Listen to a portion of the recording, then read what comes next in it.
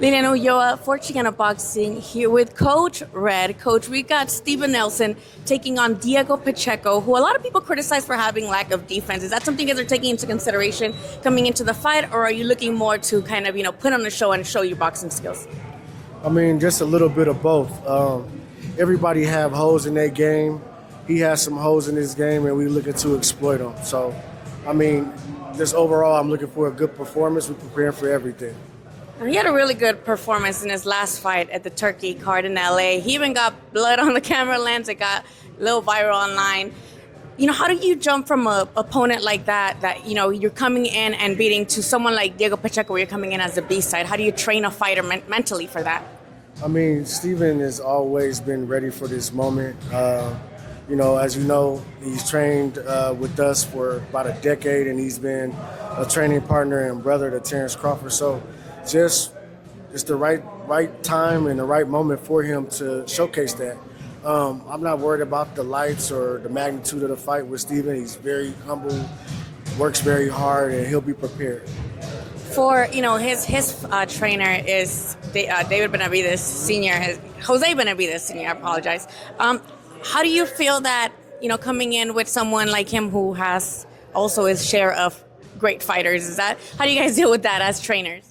Well, I mean, you always want to rise to the occasion, but being that we have history already, Terrence fought Jose before, so I know he's gonna be trying to get it back. So, it's all competition. I got a lot of respect for the elder Benavides and his camp and just his knowledge of the game. So, it just makes us, be a little bit more, dot the I's and cross the T's just a little bit more. Obviously, we don't want to overlook, Pacheco, but should he, beat him, 2025, he has relations with Turkey, El Sheikh, right, already on the August card. What do you think could be, the next step for him should he rise victorious? I mean, it opens up a lot of things. I mean, Steven's 37 years old. He's a little bit older, but he's still young as far as the miles go on his body. So we still got a few good years left, and it's just taking on the biggest challenges, the biggest paydays, and what it just gotta make sense, moving forward. God willing that that we win and God gives us the victory. But like you said, I don't like to look forward. We gotta take care of Pacheco, who's a great fighter, and just hopefully, moving forward that he gets the credit and the things that he deserves. Keyshawn's his fight also got announced with Dennis Vranchik, who's the champ right now. How do we get that fight? Because we know he was going to get a title shot, but was this, the one that he wanted? I mean, yeah. I mean, he was prepared for anybody at 35. And it just so happens that, what's his name? Vranchik, how you pronounce his name? Vranchik. It just happens that he's the one. He's a good fighter in his own right. He's awkward, got good footwork, so we'll be prepared. Like I said, Keyshawn is ready for the moment. He's a young star already, and he's gonna work hard, train hard, and we're gonna do our homework on him and bring out the best product that we can. So he'll be ready. In his last fight, Lemus wanted to come in really overweight. Why did you guys, take the fight? Just confidence in Keyshawn. Like when you go through training camp, you're sparring bigger guys, you're sparring heavier guys.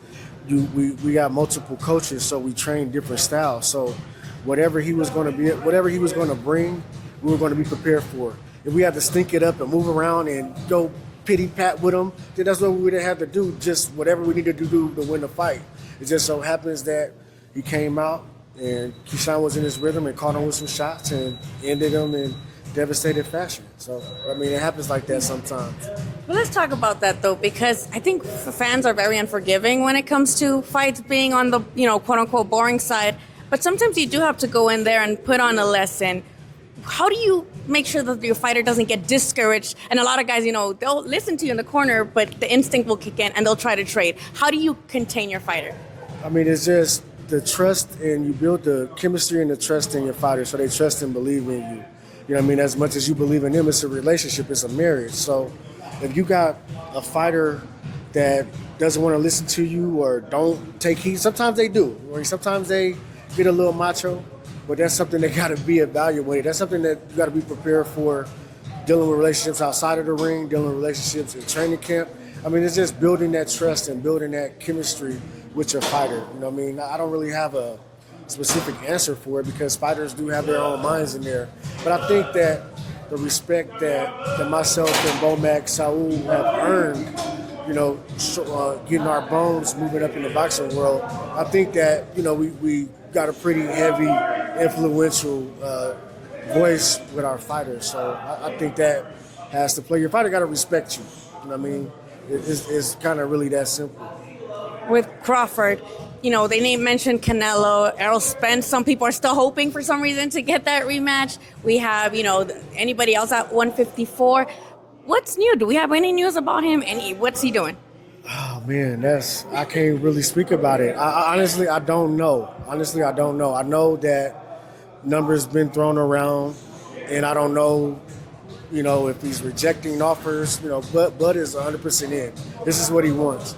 This is what we want, and that's what we believe that we'll come out victorious. You know what I mean? Not only the payday, but actually the legacy of it. You know, and that's big with Terrence. That's big with our team. We want to win. We don't want to just get in there and lay down and get an 8-figure check. I mean, that's good at the end of the day, but we want to get the win. We want to go down and cement our legacy as a top fighter of all time.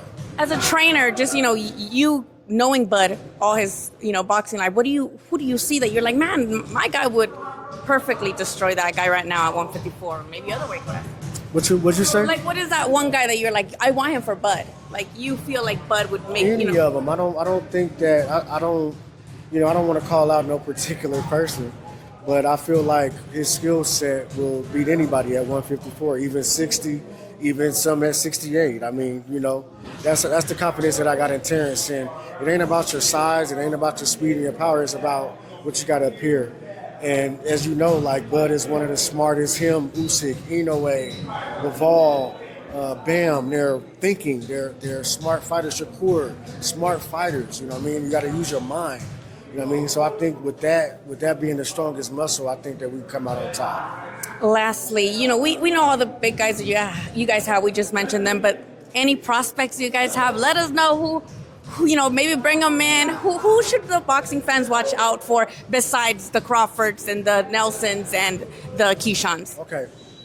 We got a kid right behind you, Keyshawn Davis. Oh, he's the I younger saw his brother. Performance too. Yeah, he's the younger brother of Keyshawn, sitting right next to him, Emmanuel Chance. Hell of an amateur. I don't know if he's turning pro. Zay Queen Moses is in here. Shakur's little cousin.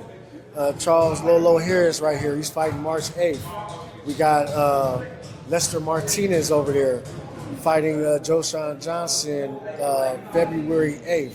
So we got some contenders, we got some prospects, we got, you know what I mean, like, and we got a good working camp. Troy will be back. So I'm just shouting out my team. Of course, this guy is out there, but I just want to give my team some shine and for everybody to look out for people on our team and associates, you know what I mean, and other extended family, I should say.